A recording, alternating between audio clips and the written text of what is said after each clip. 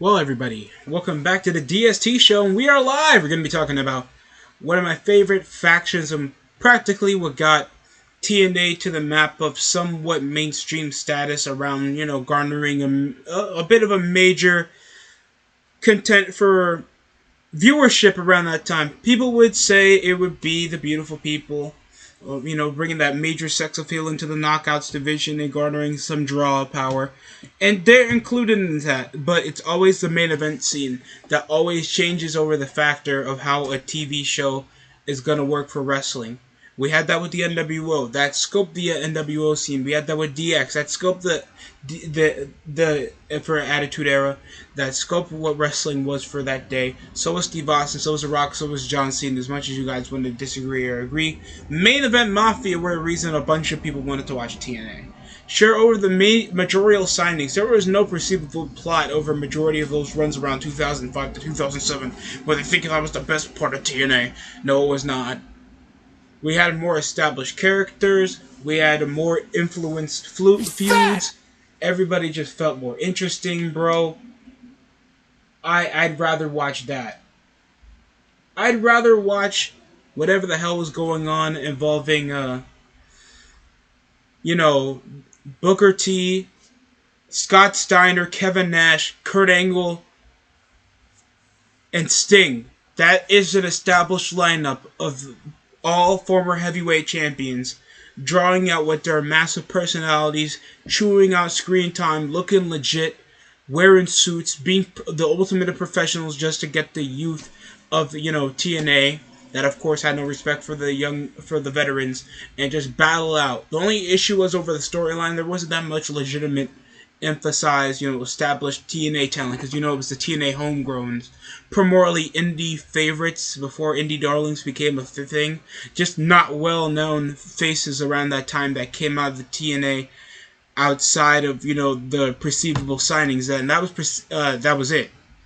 The only teasered guy that I thought believed that should have been on the Main Event Mafia should have been Christian Cage or Bobby Lashley, to at least keep it somewhat interesting.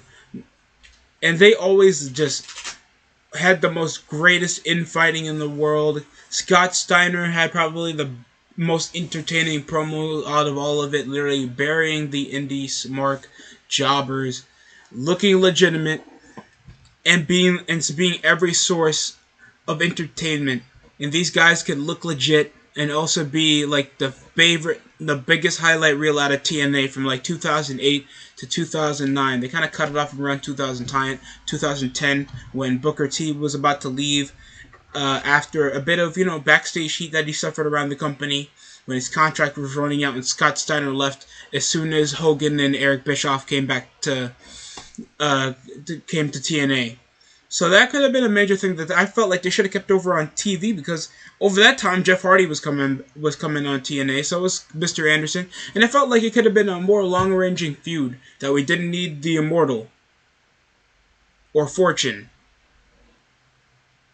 storyline around that year, around 2010. And you still had Kurt Angle that could go. Booker T, that's great, and always, even though his accent was exaggerated, we still remember that over what the hell this Honor No More crap is still going on TNA, I swear to God. And just knowing, like, they have probably the most rip-off Sopranos theme song. It fits. And just showing that they had the most up echelon of nobody felt like a jobber. Everybody had a significant place. And it literally had the Eagles, like, flare whenever it needed to. And they always look strong over primarily of the run. Over most of these like factions that come over on TNA, they always want to echelon it to mid-card status. Main Event Mafia were legitimately main event, and they always look that way, they act that way, and they just had all 5 characters that just fit so well before they killed it with Fat-Ass Samoa Joe with his little country, Nation of Violence storyline. It was so terrible, bro. Besides that, just a bit of appreciation. Because that what got me into TNA. I kept watching around 2010. Yes, even the rough year. But 2011, 2012, Some hit or miss, but entertaining episodes, and I got to see some decent characters and some good wrestling whenever WWE wasn't doing it for me. Tell me how you guys felt about the Main Event Mafia down below. That's it from the DST show. Thanks for watching. Like, comment, subscribe for more. That's it for me.